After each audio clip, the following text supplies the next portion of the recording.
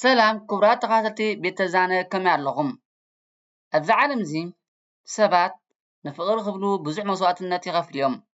ገሊኦም ይዕወቱ፣ ገሊኦም ድማ እቲ ዝፈትውዎ ሰብ ኣብ ልቦም ሒዞም ብናፍቖት ይነብሩ። ሎሚ ሒዝናልኩም ቀሪብና ዘለና ዛንታ ብዛዕባ ሓንቲ ንጽሕቲ ጓልን ኣብ ውሽጡ ዓሚቕ ምስጢር ዝሓዘ መንእሰይን እዩ። እዚ ዛንታ እዚ ንልብኹም ዝትንክፍ ክሳብ መወዳእታ ዘንጠልጥልን ፍቕሪ ከመይ ኢሉ ክንድዚ ዝጭክን ዘብልን እዩ። ክሳብ መወዳእታ ብምክትታል ነቲ ዓሚቕ ምስጢር ክትፈልጥዎ ንዕድመኩም። ሰናይ ምክትታል።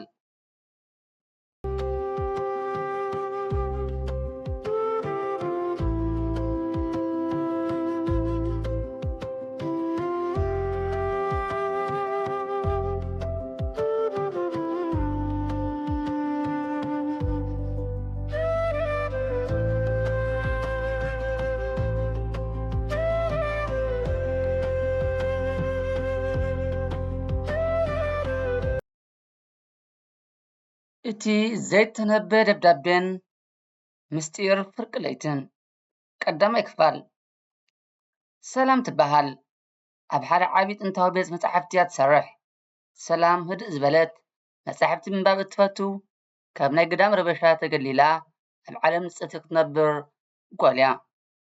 ሓደ መዓልቲ ብርቱዕ ዝናብ ዝዘንበሉ ምሸት ሰላም ነቶም መጻሕፍቲ ኣብ ሰሌዳ ክሰርዖም ከላ ካብ ሓደ ኣዝዩ ዝኣረገ መጻሕፍቲ ሓንቲ ብጫ ዝኾነ ጥንታዊ ደብዳቤ ክትወድቕ ረኣየታ። ነታ ደብዳቤ ኣልዒላ ከተንብባ ጀመረት።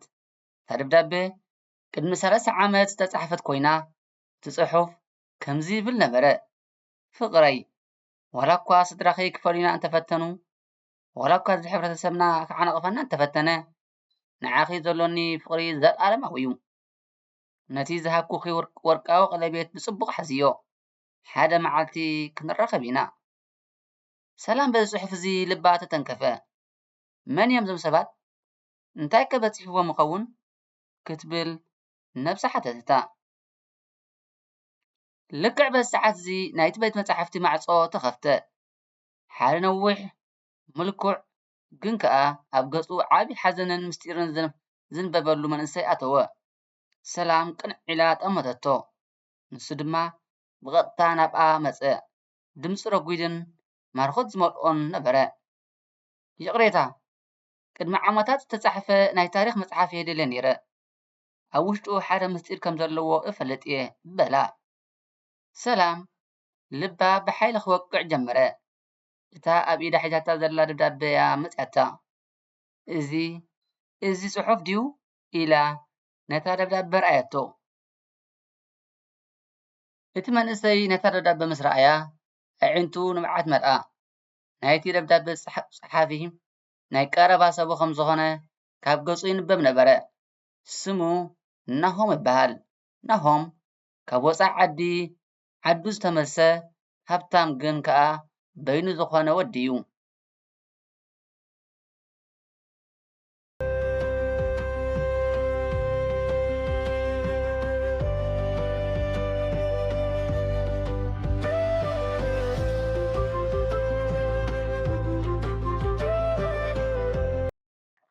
ካብታ መዓልቲ እቲኣ ጀሚሮም ሰላምን ናሆምን ብጽቡቕ ይፋለጡ። ናሆም መዓልታዊ ናብቲ ቤት መጻሕፍቲ ክመጽእ ጀመረ። ኣብ መንጎኦም ዘይተሓስበ ዓሚቕ ፍቕሪ ክኹላዕ ጀመረ። ናሆም ንሰላም ኣዝዩ የኽብራን የፍቅራን ነበረ። ሰላም እውን ካብ ጎኑ ክትርሕቕ ትደሊ ነበረትን። ናሆም ግን ሓደ ነገር ይሓብእ ነበረ። ኩሉ ግዜ ሰዓት 12 ፍርቂ ለይቲ ምስ ኮነ ናብ ሓደ ቦታ በይኑ ይኸይድ። መዓልታዊ ፍርቂ ለይቲ ኣበይ ከም ዝኸይድ ይነግራ ኣይነበረን፣ ክነግራ እውን ኣይደለየን።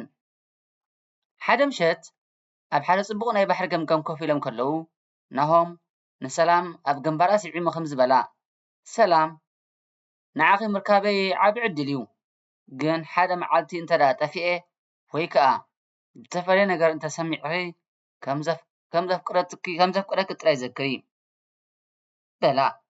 ሰላም ተሻቐለት። ናሆም እንታይ ማለትካ እዩ?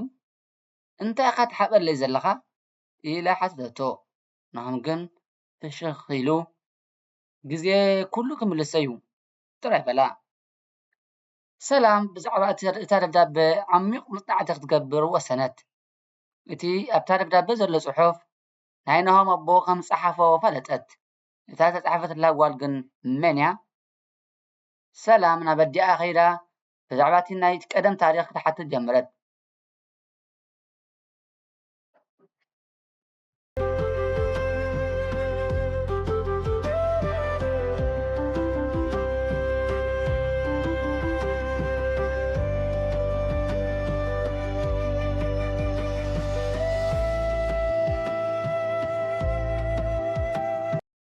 ሰላም ነታ ደብዳቤ ንኣዲኣ ረኣያታ።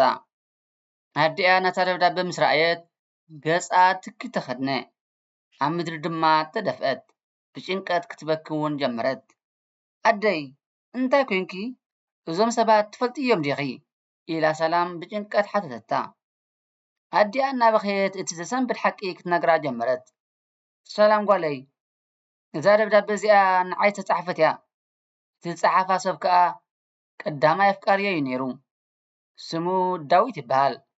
ስድራይ ግን ብዘይ ድሌተይ ካብኡ ፈልዮምኒ፣ ብግዲ ድማ ምስ ኣቦኹ መርዒዮምኒ። እቲ ዝገደደ ግን ኣቦኺ ብቕንኢ ተደሪኹ ንዳዊት ገበን ኣልጊብሉ፣ ናብ ቤት ማእሰርቲ ከም ዝኣቱ ድማ ገበሮ። ዳዊት ድማ ኣብቲ ቤት ማእሰርቲ ተሰቒዩ ሞተ። እቲ ዳዊት ዝበሃል ሰብ ሓደ ውሉድ ነይርዎ። ሰላም ሰንበደት። እንታይ ኣደይ እቲ ወዱ መን ይበሃል? ኢላ ብስምባልያ ሓተተት። ኣዲኣ ንባዓታ እናሓበሰት ናሆም ይበሃል በለታ። ሰላም ዓለም ብሓንሳብ ክትጽልምታ ተፈለጣ። እቲ ተፍቅሮ ህይወታ ዝሃበቶም ናሆም ናይቲ ኣቦኣ ዘጥፍኦ ሰብ ወዲ ኮነ።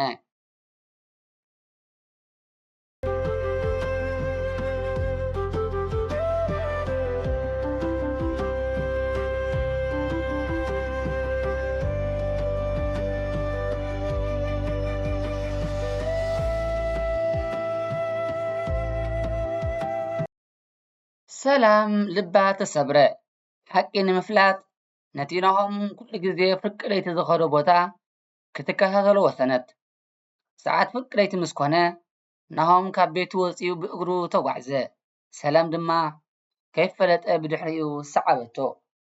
ናሆም ናብ ሓደ በሪኽ ኣብ ጫፍ ከረን ዝርከብ መቓብር ዝኸይድ ነይሩ። ሰላም ኣብ ድሕሪኡ ኮይና ትከታተሎ ነበረት። ናሆም ኣብ ቅድሚ ሓደ መቓብር ተንበርከኸ። እቲ መቓብር ናይ ኣቦኡ ነበረ። ናሆም ኣብቲ መቓብር ተደፊኡ ክበኪ ጀመረ። ኣቦይ ሕነ ክፈዲለየ መጽአ፣ ንሰላም ክሕስራ ህይወታ ክዕንወ የመጽአ። ግን ኣቦይ ኣይከኣልኩን። ኣነ ካብ ነፍሰይ ንላዕለየ ኣፍቂረያ። እዛ ጓል እዚኣ ንጽህት እያ። ኣቦኣ ንዓኻ እንተበደለ ንሳ ግን ገበን የብላን። ኣነ ንዓኣ እናጎዳእኹ ክነብር ኣይክእልን እየ። ስለዚ ካብ ህይወታ ክርሕቕ ወሲነ ኣለኹ። ንሓዋሩ ክጠፍእ እናበለ ይበኪ ነበረ። ሰላም ነዚ ምስ ሰምዐት ንባዓታ ክትዓግቶ ኣይከኣለትን። ናሆም ብሓቂ የፍቅራ እዩ። ንሳ እውን ብዘይብኡ ክትነብር ኣይትኽእልን እያ። ካብቲ ዝተሓበተሉ ወፂያ ናብኡ ጎየት እሞ ሓቆፈቶ። ናሆም ሰንበደ። ክልቲኦም እናበኸዩ ኣብቲ ጸልማት ለይቲ ተሓቋቒፎም ተረፉ። ስለምንታይ ዘይነገርካኒ ናሆም? ስለምንታይ? እናበለት በኸየት። ናሆም ንባዓታ እናሓበሰ ሰላም ታሪኽና መሪር እዩ። ፍቕርና ክዕወት ኣይክእልን እዩ። ኣነ ጽባሕ ንግሆ ናብ ወፃኢ ዓዲ ክምለስ እየ። ፍቕርና ኣብዚ ክውዳእ ኣለዎ በላ።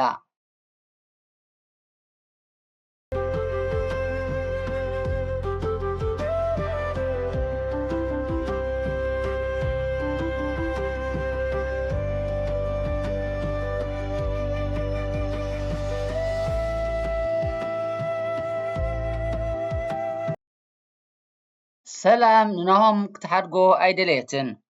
ኣይፈልካን ናሆም፣ እቲ ሕሉፍ ናይ ስድራና ጌጋ እዩ። ንሕና ግን ሓድሽ ታሪኽ ክንሰርሕ ንኽእል ኢና እናበለት ለመነቶ። ናሆም ግን ፍሽኽ በለ። ግንባራ ስዒሙ ሰላም ንዓኺ ዘሎኒ ፍቕሪ ፍሉይ እዩ። جن حال نجر كنجركي أنا حضور حمام علني سرفاني حاجة توارح ترين نهوص عايز غيظ اللغون نحكم النايو تسفخ بكيد اللن بلا سلام دززت እቲ ፈተና እናገረደ መጸ ናሆም ንበዓቱ እናሓበሰ ካብቲ መቓብር ተንሲኡ ርሕቕ በለ ሰላም ኣብቲ በረኻ ተንበርኪኻ እናበኸየት ተረፈት ድሕሪ ሰሙን ሰላም ናብቲ ቤት መጻሕፍቲ ከደት ኣብቲ ተቐሚጣቶ ዝነበረት ጠረጴዛ ሓደ ደብዳቤን ሓደ ወርቃዊ ቀለቤትን ተቐሚጡ ጸንሓ እቲ ደብዳቤ ናሆም መጽሓፍ እዩ ነታ ደብዳቤ ክትከፍታ ከላ ኣዒንታ ብንብዓት መልአ ኣብታ ደብዳቤ እንታይ ተጻሒፉ ይኸውን ናሆም ከሓዊኽ መጽእ ድዩ ወይስ ንሓዋሩ ተሰናቢቱ? ክቡራት ሰማዕትና ቀዳማይ ክፋል እቲ ዛንታ ኣብዚ ተወዲሎ ሰላም ነታ ደብዳቤ ምስ ከፈተታ እንታይ ተጻሒፉ ጸኒሕዋ ይመስለኩም? ናሆም ክመጽእ ድዩ ወይስ ኣብኡ ክሰርፍ እዩ? ርእይቶኹም ኣብ ኮመንት ጻሓፉልና። እዚ ዛንታ እንተደኣ ፈቲኹሞ ላይክ ሼር ከምኡውን ሰብስክራይብ ምግባር ኣይትረስዑ። ኣብ ዝቕጽል ካልኣይ ክፋል ክሳብ ንራኸብ ሰላም።